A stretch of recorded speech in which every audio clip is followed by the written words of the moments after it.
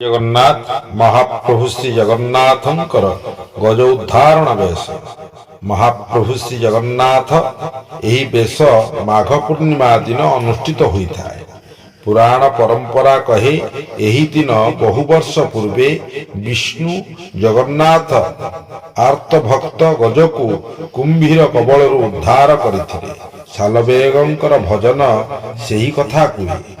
आहे नील शैल प्रबल मत बारण मोआरत नळी निम्बन कुकल दलन आहे नील शैल गजराज चिंता कला थाई घोर जलेण चक्र पेशी ग्राह नासी उधारिल आपण आहे नील शैल।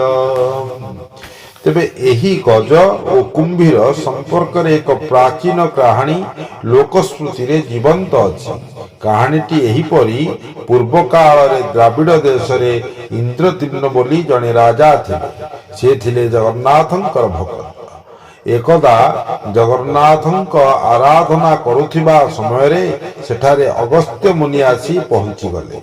मात्र राजा तांक प्रति उचित व्यवहार न करी पूज्य पूजार व्यतिक्रम करथिले।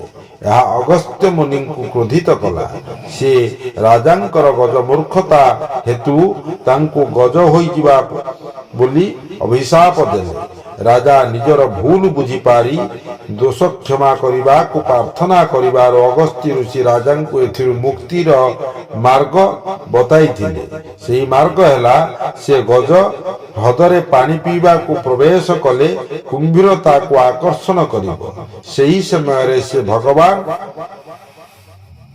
जगन्नाथंको प्रार्थना कले से उद्धार करिबे। सेही परि कुंभीर मध्य देवलोक ऋषि मतांतर देवर्षि नारदंकर द्वारा अभिषिक्त होइथिले।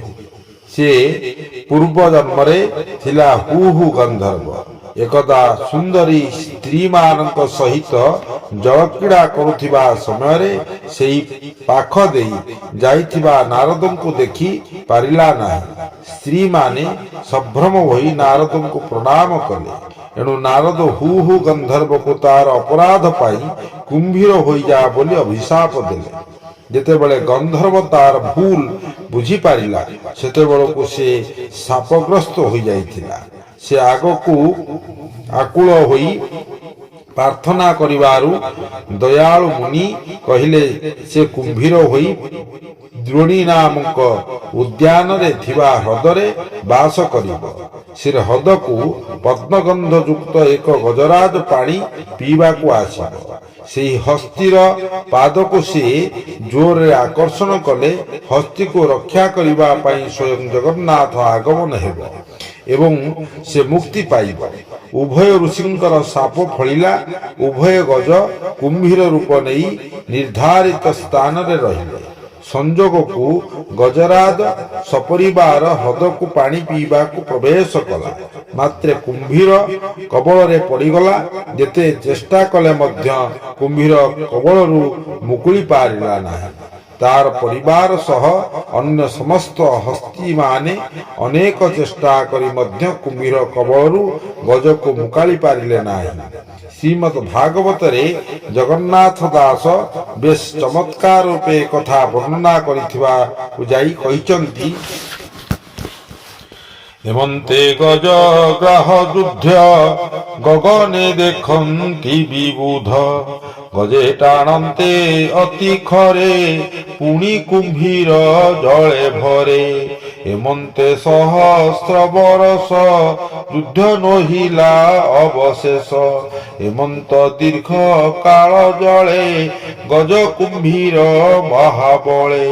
ক্ষীণ হইলা গজপতি সঙ্গতে থিলে যেতে হস্তি দণ্ডে চলন্তি ঘোর বনে জলে বঞ্চন্তি চিত ছন্নে গজ কুম্ভীর যুদ্ধ ঘাতে সে জলে জଳ জন্তু যেতে দুঃখিতে ছট পট হନ୍ତି জଳୁ পলাই ন পারନ୍ତି ଏହି ପ୍ରକାରେ ହୋଇ ଦୁଃଖୀ ଗଜେ କାନ୍ଦନ୍ତି ତାହା ଦେଖି ହେମନ୍ତ ପୂର୍ବ ପୁଣ୍ୟ ବଳେ ବୁଦ୍ଧି ସ୍ଫୁରିଲା ତାକୁ ଜଳେ ଅନ୍ତରେ କରଇ ବିଚାର ଯେ ହରି ସଂସାରର ସାର ସଙ୍କଟୁ କରେ ପରିତ୍ରାଣ ଯେ ତାରେ ସସନ୍ତି ଶରଣ।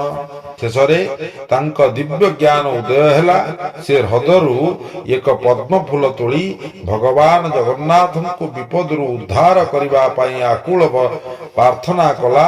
ଗଜର ପ୍ରାର୍ଥନା ଜଗନ୍ନାଥଙ୍କୁ ଅଥୟ କରିଦେଲା। ସେ ନିଜର ପ୍ରିୟ ମକର କୁଣ୍ଡଳ ମଧ୍ୟ ପିନ୍ଧିବାକୁ ସମୟ ପାଇଲେ ନାହିଁ। ସେ ଗରୁଡ଼ ପୃଷ୍ଠରେ ବିଜେ କରି ଚକ୍ରରେ କୁମ୍ଭୀରକୁ ନାଶ କରି ଗଜକୁ ବିପଦରୁ ଉଦ୍ଧାର କରିଥିଲେ। ହୁ ହୁ ଗନ୍ଧର୍ବ ସାପରୁ ମୁକ୍ତି ପାଇ ଦିବ୍ୟ ରୂପ ଲାଭ କରି ଊର୍ଦ୍ଧ୍ୱକୁ ଗମନ କଲେ।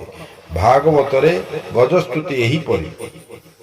ନମସ୍ତେ ପ୍ରଭୁ ଭଗବାନ ଅଶେଷ ବ୍ରହ୍ମାଣ୍ଡ ଜୀବନ ତୋର ମହିମା ଚିଦାତ୍ମକ ଅନାଦି ପୁରୁଷ ବିବେକ ଜୀବର ଆଦି ବୀଜ ତୁହି ପରମେଶ୍ୱରେ ନାମେ ମୁହିଁ ଯାହାର ଦେହେ ବିଶ୍ୱ ବସେ ଜାତ ହୁଏ ବିଶ୍ୱ ପ୍ରକାଶେ ମୁଇଁ ଏବେ ଶରଣ ତୋହର ଏଗାହ ମୁଖୁ କର ପାର ଏକାନ୍ତ ଚିତ୍ତେ ଯେ ଭଜନ୍ତି ବିଷୟ ସୁଖ ନ ବାଞ୍ଛନ୍ତି ତୋ ଜ୍ଞାନ ଶୁଦ୍ଧା ରସ ପାଇ ଅଧିକ ବାଞ୍ଛା ତାଙ୍କ ନାହିଁ ମୁଁ ଗ୍ରାହଗ୍ରସ୍ତେ ଗ୍ରସ୍ତ ହୋଇ ଆତ୍ମା ଶରୀର ନ ଜାଣଇ ଯେ ହରି ସଂସାର କାରଣ ତାପାଦେ ପଶିଲି ଶରଣ ରଖୁ ନ ରଖୁ ସେ ଜାଣଇ ତା ବିନୁ ଅନ୍ୟ ଗତି ନାହିଁ। ଜଗନ୍ନାଥ କର୍ତ୍ତୃକ ଗଜ ଉଦ୍ଧାର ସ୍ମୃତିରୁ ମନେ ପକାଇବା ପାଇଁ ପ୍ରତିବର୍ଷ ଏହି ବେଶ ଅନୁଷ୍ଠିତ ହୋଇଥାଏ। ଏହି ବେଶରେ ଦୁଇଟି ଗଜର ବିଗ୍ରହ ଶ୍ରୀ ଜଗନ୍ନାଥ ଓ ବଳଭଦ୍ରଙ୍କର ସମ୍ମୁଖରେ ରଖାଯାଏ। ଭାଗବତ